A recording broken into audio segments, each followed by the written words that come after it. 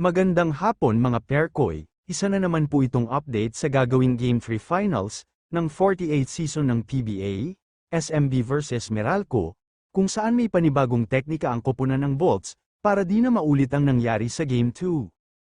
Pero bago ang lahat, gusto ko sana makisuyo sa inyo na mag-subscribe kayo sa munting channel na ito.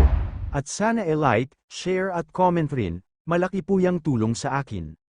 Sa June 9 nga mangyayari ang Game 3 ng 48th season ng PBA Finals, kung saan ito gaganapin sa Aranite Coliseum.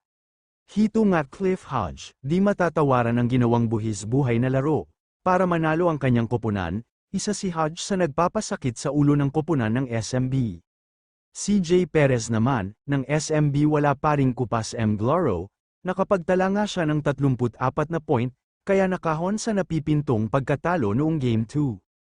Kung napapansin ninyo, dikitan nga ang laban mula pa sa unang quarter ng laro, hanggang patapos sa second half, pagpasok nga nung third quarter doon na nagkakaroon ng malaking mga pagitan sa score.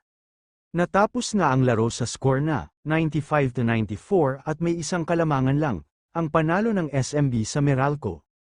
Ito po ang update mga Perkoy. Kung napapansin ninyo si CJ Perez ang kumayad masyado sa SMB, di gaya sa Meralco na talagang may shared play sa loob. Kita naman paano nagkakaroon ng libreng bola si Hodge, galing sa mga kasamahan niya. Dito rin makikita gaano kaluwag ang depensa ng SMB guard sa kabilang koponan, kung tutuusin dito nga nakahanap ng buwelo ang mga power forward ng Meralco, dahil nakakalusot sila sa mga guards, parang pinapagbigyan sila ng pagkakataon ng kanilang kalaban.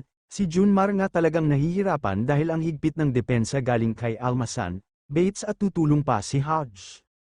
Pero hito ang good news mga Perkoy, Coach George Gallant hihigpitan nada nila ang depensa sa third game, tas ayon sa kanila planado daw ang lahat, may gagawin daw silang tiyak na magugulat ang koponan ng Meralco.